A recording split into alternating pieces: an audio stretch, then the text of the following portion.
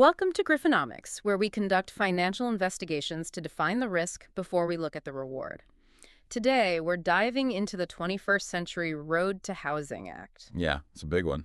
The U.S. housing sector is undergoing a massive structural pivot, shifting from a supply-constrained environment to one catalyzed by federal zoning incentives and modular manufacturing reform. However, this structural tailwind is currently hitting a political friction ceiling due to a high-stakes legislative standoff between the White House and Congress. It really is a massive standoff right in the middle of this pivot. Exactly. So for you listening, whether you're, an allocator trying to deploy capital or just someone trying to map out these crazy regulatory shifts, our mission today is to figure out the actual execution realities buried in this bill. Right. Who actually stands to profit here? Right. And to do that, we're looking at the raw bill text, breaking political reporting on this whole standoff, and some really detailed financial analyses of the opportunities. It's honestly a remarkable convergence of events. We are actively watching a collision between generational economic reform and real-time constitutional mechanics. Yeah. And if you look at the fundamental architecture of the market right now, the main driver of our affordability crisis is just a staggering structural deficit. Which is how big? Exactly. The data points to a national shortfall of over 4.7 million homes. Wow. Yeah. So that's the baseline reality we have to keep in mind, as we evaluate every single piece of this legislation. 4.7 million. That is a massive hole to dig out of. Exactly. And historically, the federal government's approach has mostly been on the demand side, hasn't it? Like subsidizing loans, housing vouchers, things like that. Right, pushing down interest rates, all of that. But throwing more money at buyers when there just aren't enough houses, that just inflates prices, right? It absolutely does. So the Road to Housing Act seems fundamentally different. It's a complete departure from that old demand-side playbook. You can really think of this act as a comprehensive supply-side margin audit. Okay, a margin audit. Right. It goes into the actual mechanical granular details of how homes are built, where they're built, how they're financed, and it attempts to just systematically dismantle the cost bottlenecks. I see. And the most striking and maybe the most absurd example of this is Section 301, which deals with eliminating the so-called chassis rule. Okay, let's unpack this chassis rule, because when I first read about this in the source material, I honestly had to do a double take. Yeah, it sounds made up. Right. I wanted to make sure I wasn't reading a satire piece. What exactly is a chassis in this context, and why has it been legally required for half a century? Well, to understand it, we actually have to go back to 1976. That's when HUD created a national building code specifically for manufactured housing. HUD being the Department of Housing and Urban Development. Exactly. Now, a manufactured home is one built entirely inside a climate-controlled factory, right, and then transported to the site. Okay. But back in the 70s, the government wanted a really clear, undeniable way to distinguish these factory-built units from traditional site-built homes. So they mandated that every single manufactured home had to be constructed on a permanent steel frame with axles and wheels. Okay, wait. Even if the home is never, ever going to move again once it reaches its destination? Yes. That steel undercarriage is the chassis. Because, let's be honest, the vast majority of these manufactured homes, they don't go touring the country. No, not at all. They get placed on a foundation, the wheels are hidden or taken off, and they stay on that exact plot of land for 40 years. And that is the ultimate irony here.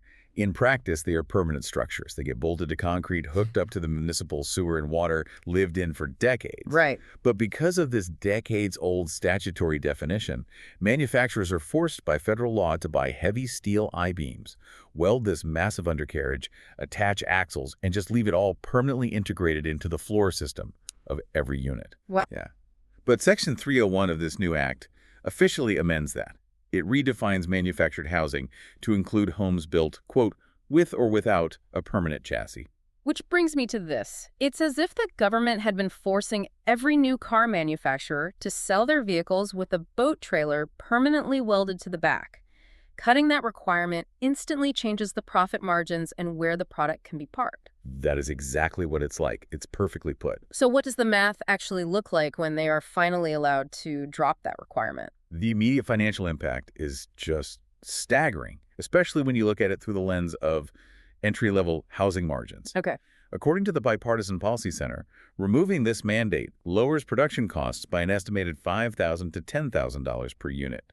10 grand on a single unit. Right. And when you're dealing with a starter home that might only price at, say, $100,000 or $120,000, stripping out 10 grand in purely wasted material costs, I mean, that's a monumental margin expansion for the builder. Oh, absolutely. Or it allows them to pass those savings on, making a significantly cheaper end product for the consumer. I want to push on something here, though. Saving 10 grand on steel is great, obviously.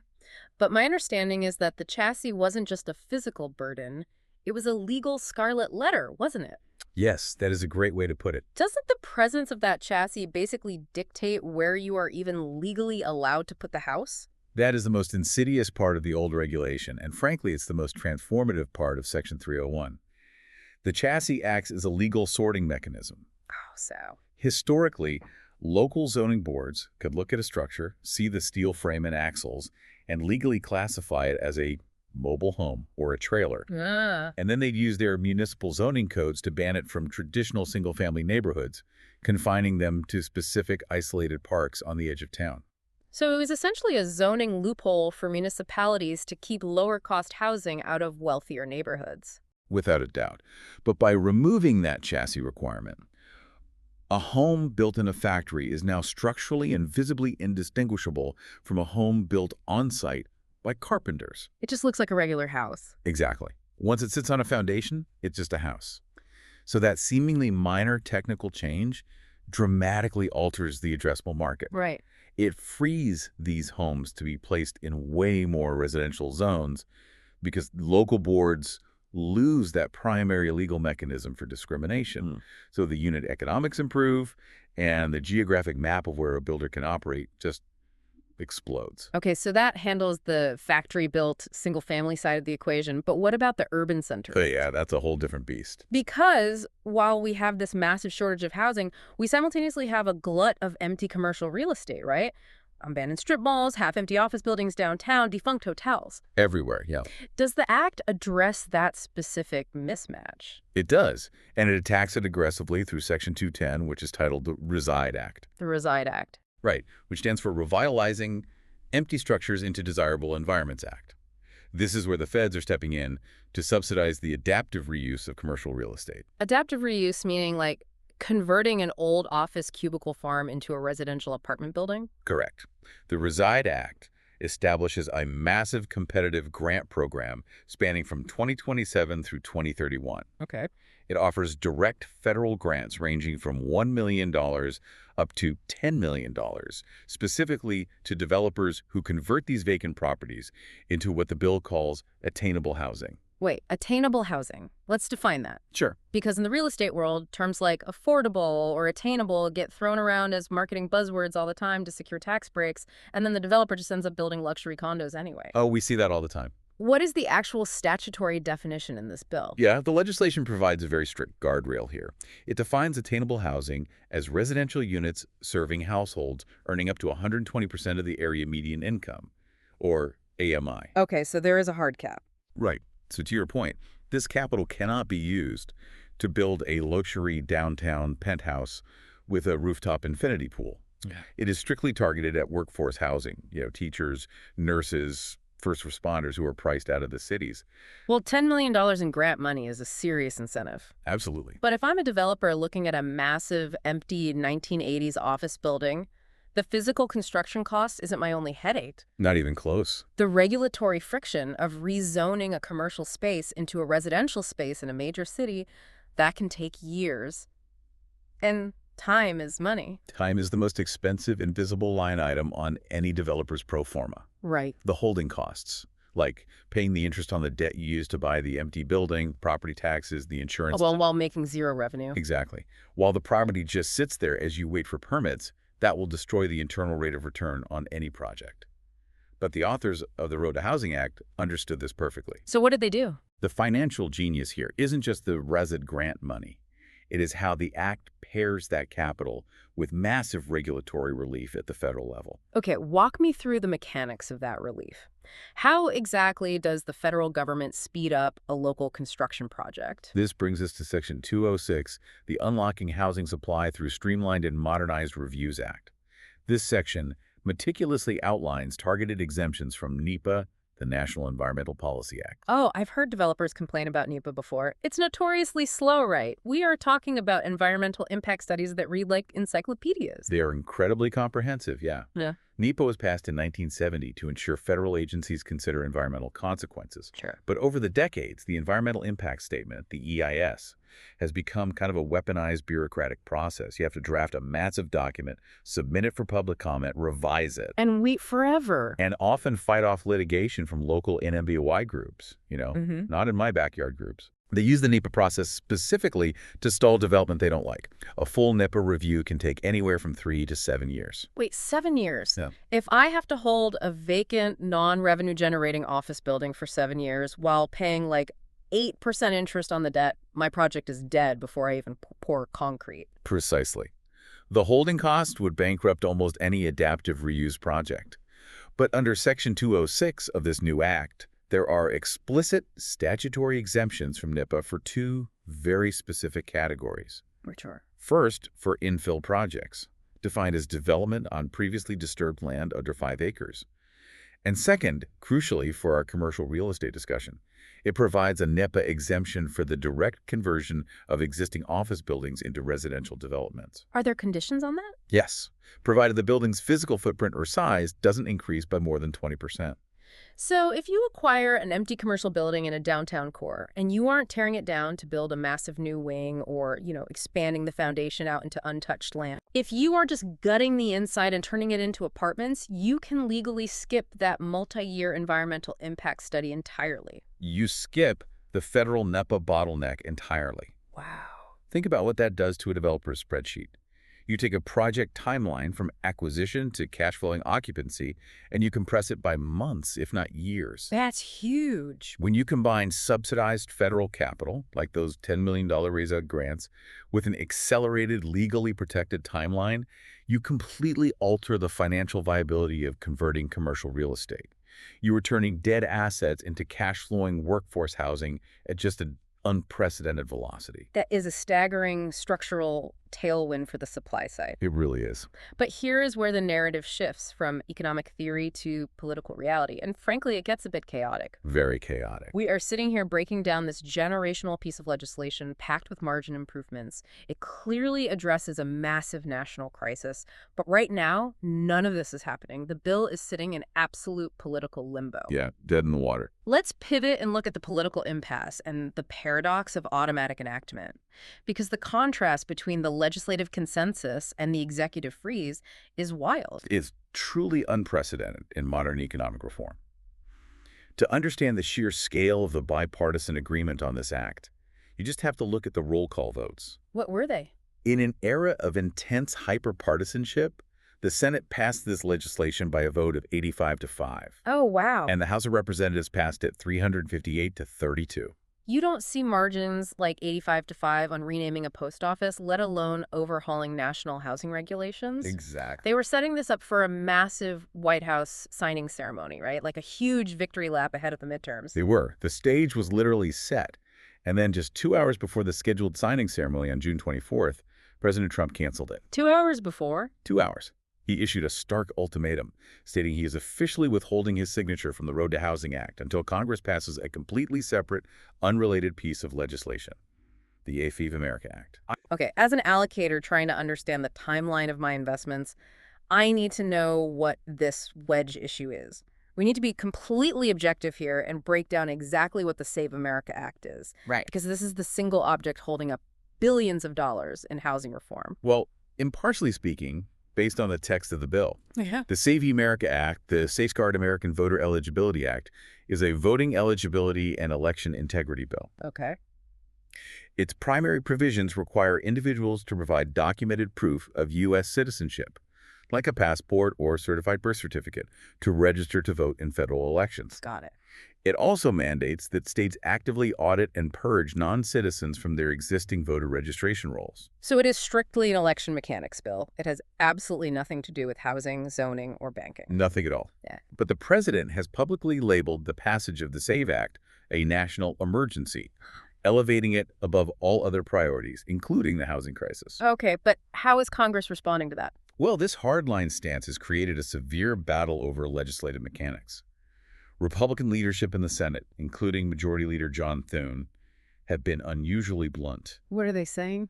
They've explicitly warned the White House that the SAVE Act simply does not have the votes to pass the Senate under normal procedural rules. And they've confirmed there's zero support within the caucus to eliminate the legislative filibuster to force it through. So they're just completely deadlocked. Yeah, Thune even went on the record commenting that anyone who thinks there is a viable, realistic path for the SAVE Act to reach the president's desk is living in an, quote, alternate universe. Let me make sure I'm following the logic here. The president is holding an 85-5 veto-proof housing bill hostage to force the passage of an election bill that his own party leaders are openly stating cannot pass the Senate. That sums it up, yes. But as I read the source material on the constitutional rules here, this creates a bizarre paradox. Doesn't the Constitution have a mechanism to prevent a president from just sitting on a bill forever? It does. And this is the exact constitutional paradox the markets are trying to price in right now. Explain the mechanics of that. So, under Article 1, Section 7 of the U.S. Constitution, if both chambers of Congress pass a bill and present it to the president, he has three options. He can sign it, he can veto it and send it back, or he can do nothing. Right. If he takes no action within 10 days, specifically excluding Sundays, and Congress remains in session, the bill automatically becomes law without his signature. And if he does decide to formally veto it, just to make a political point? Even if he issues a formal veto, Congress holds overwhelming veto-proof majorities. You need a two-thirds majority in both chambers to override a presidential veto. Right, which they have. Exactly. Yeah. With 85 votes in the Senate and 358 in the House, they are well above that threshold. The legislative math dictates that, barring some unexpected massive defection of votes, the Road to Housing Act is going to become the law of the land one way or another. Okay, but here's my pushback.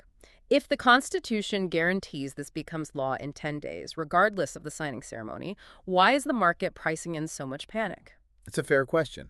If I am looking at a chart of home builder stocks or regional banks, I see a ton of volatility. Why the panic if the enactment is basically mathematically assured? You are identifying the uncertainty discount. The uncertainty discount. Markets abhor unpredictable executive branch behavior.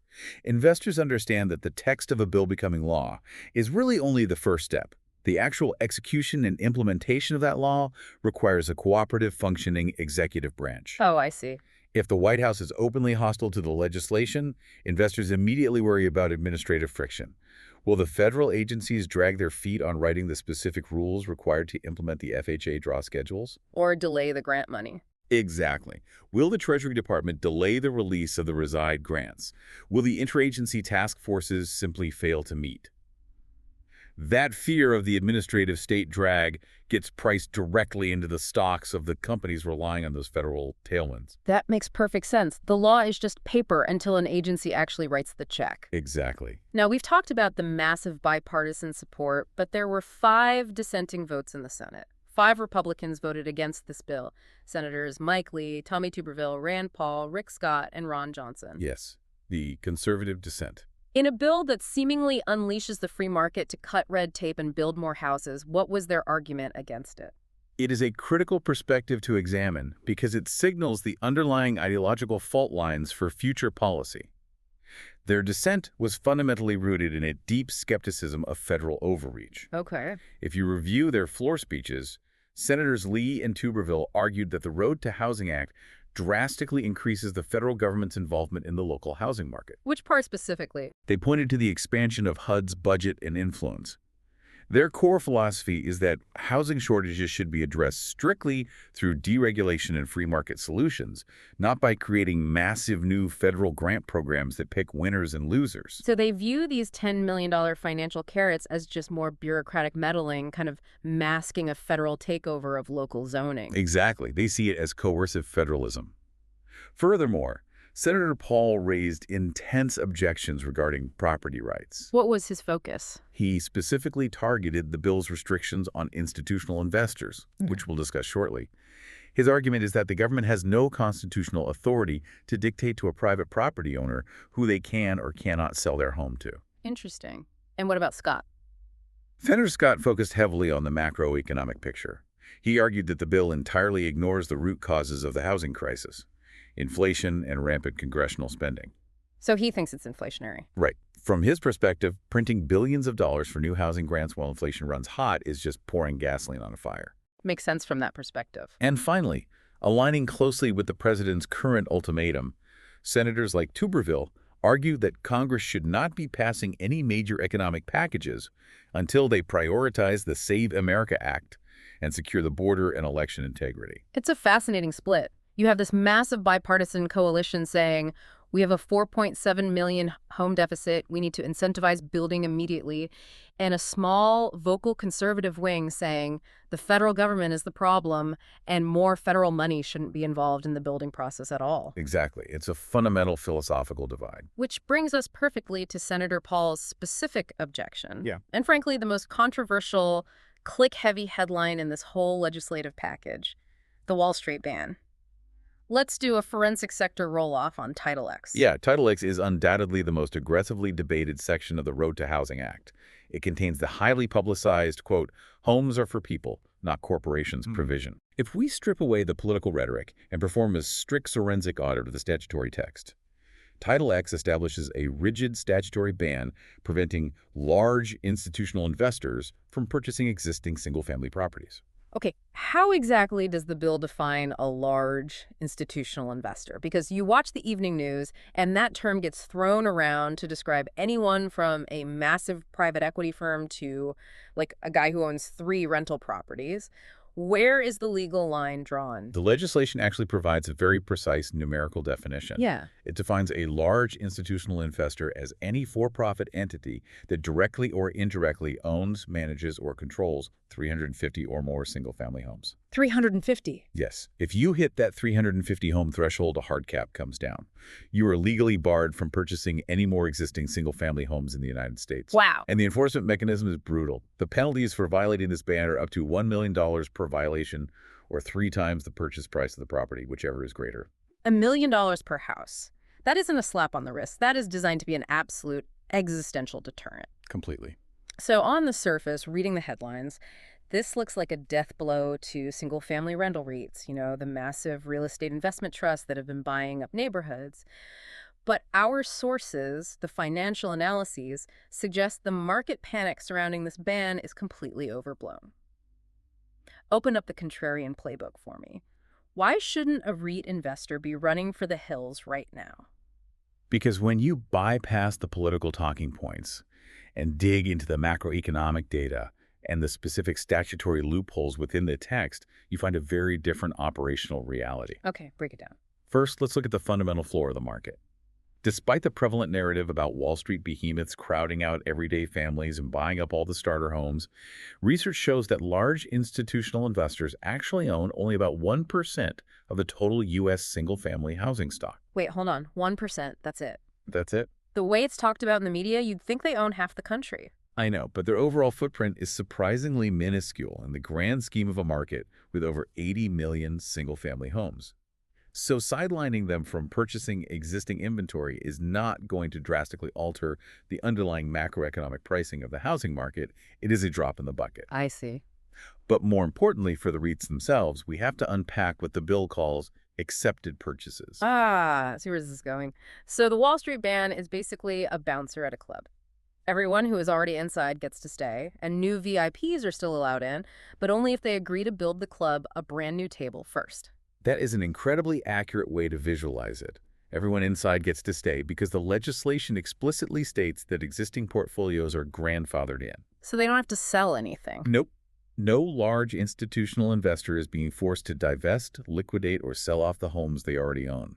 Their current cash-flowing asset base is entirely protected by the statute. Okay, and building the new table. How do they deploy new capital if they can't buy existing homes? That refers to the forward-looking exemptions. The ban explicitly excludes build-to-rent programs. Build-to-rent. Yes. If a large institutional investor is purchasing newly constructed homes directly from a builder or partnering with developers to build entirely new rental communities from the ground up, they are completely exempt from the 350 home cap. Oh, wow. They are also exempt under renovate-to-rent programs, where they take a dilapidated, uninhabitable home that doesn't meet structural codes and invest substantial capital to rehabilitate it. The statute defines that as investing at least 15% of the purchase price. I see the genius in that structure. They aren't trying to destroy Wall Street capital, they are trying to redirect it. They are forcibly diverting institutional money away from competing with a young couple for an existing starter home and funneling that massive wall of capital into financing new construction and deep rehabilitation of dead inventory. Exactly. The federal government is weaponizing institutional capital to solve the supply deficit. That's fascinating. And this dynamic creates a massive divergence in the real estate sector. While the large REITs have to drastically pivot their acquisition strategies to navigate these new rules, the entry-level home builders are looking at the dawn of a golden era. A golden era. If you contrast the headwinds facing the REITs with the tailwinds for the builders, it is night and day. Walk me through the builder's perspective right now. Why is this a golden era? Think about the ecosystem we've just mapped out. The entry-level builders are now operating with that attainable housing revenue floor we discussed, Yeah. subsidized by reside gods. Right. They have access to significantly cheaper modular components because the chassis rule is gone, slashing their materials cost. And because of the Title X exemptions, they now have massive institutional buyers desperate to fund their build-to-rent projects. Because that's the only place the REITs can park their money. Precisely. And perhaps most importantly, they have local municipalities practically begging them to build within their borders to unlock federal infrastructure money. Historically, home builders are highly cyclical. They get crushed when interest rates rise and luxury buyers dry up. Right, it's boom and bust. But these entry-level builders are now deeply insulated from that cyclicality because they are backed by federal supply-side mandates and a guaranteed institutional buyer base. Which perfectly transitions us to the granular local level, because all of this high-level federal policy, all these grants, and all this redirected Wall Street money doesn't mean a thing if a local town council refuses to issue a building permit. Very true. Let's look at zoning and infrastructure ingestion. We know the tailwinds for the modular and prefab manufacturers are huge, but how do they actually get the money to scale their operations and build these factories? I saw something in the outline about FHA draw schedules. This is a highly technical but absolutely critical piece of the puzzle. It solves a severe liquidity bottleneck for factory-built developers. The legislation legally mandates an alternative draw schedule for Federal Housing Administration, or FHA, construction financing. Okay, explain how a standard draw schedule works for someone outside of the commercial real estate world. Why is it a bottleneck? Well, in traditional site-built construction, a bank minimizes its risk by releasing funds, which are called draws, in stages as the house is physically built on the plot of land. Okay. The builder pours the foundation, the bank sends an inspector, and the bank releases, say, 10% of the loan. The builder frames the walls, the bank inspects, and releases another 20%. The money flows incrementally. But a modular home isn't built on the land. It's built on an assembly line 100 miles away. Exactly. And that is the problem. A modular developer has to pay for the lumber, the wiring, the plumbing, and the factory labor up front, inside the facility, long before the finished home ever reaches the actual site. Traditional FHA financing frameworks didn't account for this reality. Banks wouldn't release the funds because there was nothing sitting on the dirt to inspect. So they were just starved of capital. Right, it created a massive cash flow problem, a broken cash conversion cycle, preventing modular builders from scaling.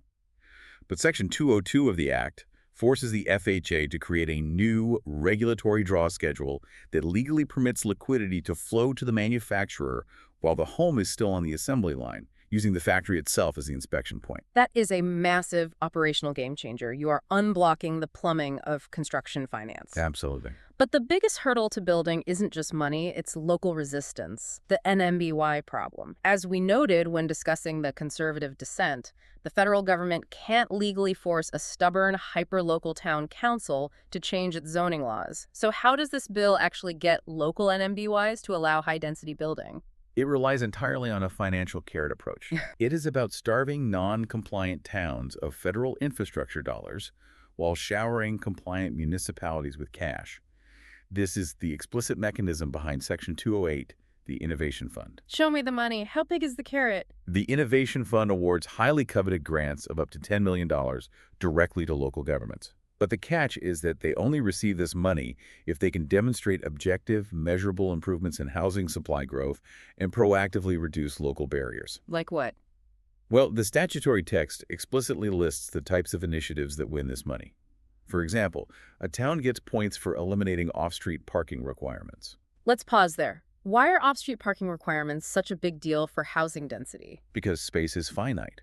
If a local zoning code mandates that every new apartment unit must have 2 dedicated off-street parking spots, the developer has to buy twice as much land or spend millions digging an underground parking garage. Right. That extra cost makes attainable housing financially impossible. By incentivizing towns to drop that requirement, the land can be fully utilized for housing. That makes total sense. What else? The fund also rewards towns that rewrite their codes to allow duplexes, triplexes, and quadplexes by right in areas that were previously restricted to single-family mansions. It rewards towns that streamline their own local environmental regulations. So if a town wants that $10 million for their crumbling schools or to fix their potholes or upgrade their sewer system, the mayor has to go to the town council and say, we have to rewrite our zoning code to let the builders build or we lose the money. Yes, it pits local infrastructure needs against NMB housing preferences. And to ensure this capital actually flows efficiently, the Act mandates profound interagency coordination at the federal level. Between which agencies? It legally requires HUD, the Department of Agriculture, and the Department of Veterans Affairs to establish a formal memorandum of understanding. They are mandated to designate a single lead agency for housing projects, streamline their overlapping environmental reviews, and share data. Why does interagency data sharing matter to an investor analyzing a real estate company? Because that bureaucratic complexity creates an immediate massive moat for certain sophisticated builders. How so? If you are a developer focused on adaptive reuse or an infrastructure contractor, and you have strong municipal relationships and what our sources call grant readiness, meaning you have teams of lawyers and grant writers who understand HUD and USDA regulations, you are going to dominate your local market. Oh, because you're the only one who can navigate the red tape. Exactly. The capital from this bill flows entirely through local administrative partnerships. The developers who know how to navigate this new, complex, cross-agency funding pipeline and who partner with compliant municipalities are going to ingest the lion's share of these federal dollars. Smaller builders who don't understand the grant process will be left out in the cold. It's essentially a public-private partnership on steroids. It really is. But let's zoom out to the end consumer for a second. We figured out how to build a cheaper $100,000 modular home, and we've bribed the local town to let us put it there. But who is actually financing the buyer? Who is writing the mortgage? That's the missing link, right? Because the massive Wall Street banks aren't exactly clamoring to spend the administrative overhead required to underwrite a $90,000 mortgage on a starter home. The profit margin is just too thin for them. This brings us to capital allocation and the regulatory hedge playbook. You've identified a massive gap in the traditional credit market there. The large money center banks hate small mortgages because the origination costs, the underwriting, the paperwork, the compliance are largely fixed, regardless of the loan size. Right. It costs them the same to process a $100K loan as a $1 million loan. Exactly. The percentage yield on a $90,000 loan simply doesn't justify their overhead. But the authors of the Road to Housing Act knew this perfectly well. That is exactly why Title IX of the legislation is almost entirely dedicated to strengthening community banks and credit unions. Interesting. The Act dissects the banking regulatory environment and deploys specific legislative mechanisms to structurally advantage regional banks, positioning them to act as the primary engine for this new housing supply. What are the specific mechanisms? How does the federal government make a small bank more profitable? It starts by aggressively attacking their compliance overhead. Section 903 implements tailored regulatory updates for supervisory testing. Okay. For years, smaller regional banks have been absolutely crushed by the compliance costs associated with FDIC supervisory testing.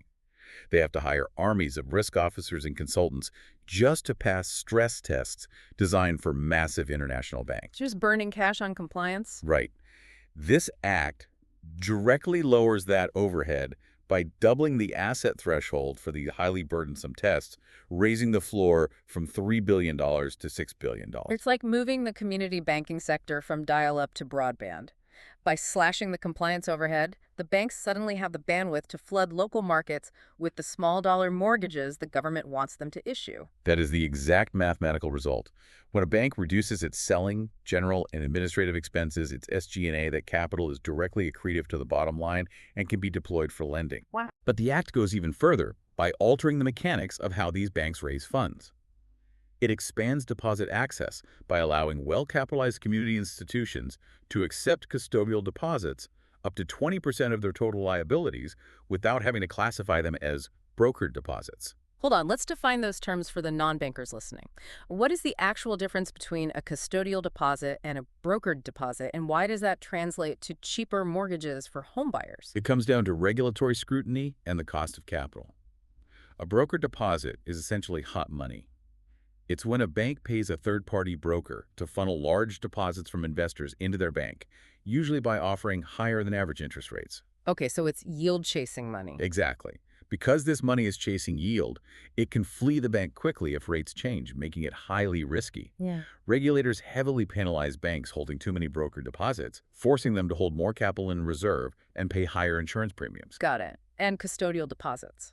Custodial deposits, on the other hand, are funds held by a bank on behalf of a client, like a state agency or a municipal pension fund.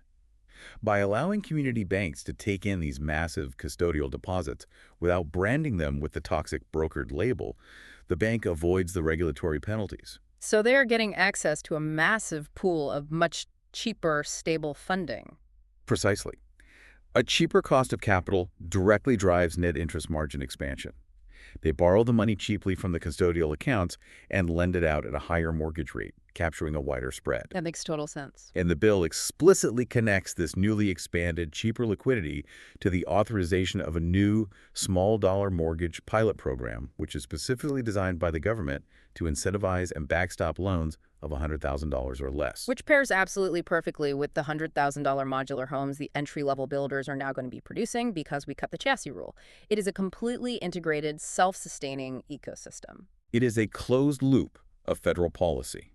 The government cuts the cost to build the house, bribes the town to allow the house, and deregulates the local bank to finance the house. It's pretty brilliant when you lay it out like that. It is. And if we contrast this community-focused, federally incentivized banking playbook against the Wall Street institutional model, the divergence is stark. The massive private equity investors in Wall Street banks are currently facing explicit federal headwinds, intense antitrust scrutiny from the executive branch, and severe legislative restrictions like the 350 home cap in Title X. Right, they're playing defense. Meanwhile, the Main Street community banks are being handed regulatory relief, access to cheap capital, and a clear mandate to finance the new supply of American housing. Okay, we have covered an immense amount of ground today. Let's bring this all home. We have mapped the capital flows, the zoning incentives, the modular supply chains, and the banking relief. We really have. So what does this all mean for the listener? Deliver the final verdict. Based on the source material, at current valuations, does the housing sector represent a structural value play for allocators, or is it a value trap?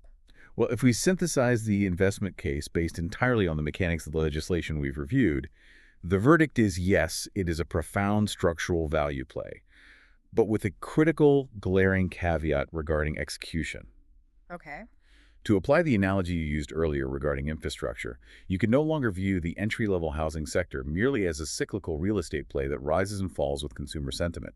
Under the Road to Housing Act, it must be reframed and evaluated as an unassailable infrastructure backbone for national affordability. Unassailable infrastructure. I like that. It is insulated by deep federal grant pools, unprecedented statutory regulatory relief from NIPA and the FDIC, and a massive guaranteed structural deficit of nearly 5 million homes. And it's not without risk, right? I mean, no sector is bulletproof. What are the specific execution risks we need to be watching? Absolutely. The sources outline 3 primary execution risks that any allocator or market observer must monitor closely over the next 24 months. What's the first one? First, persistent high interest rate headwinds.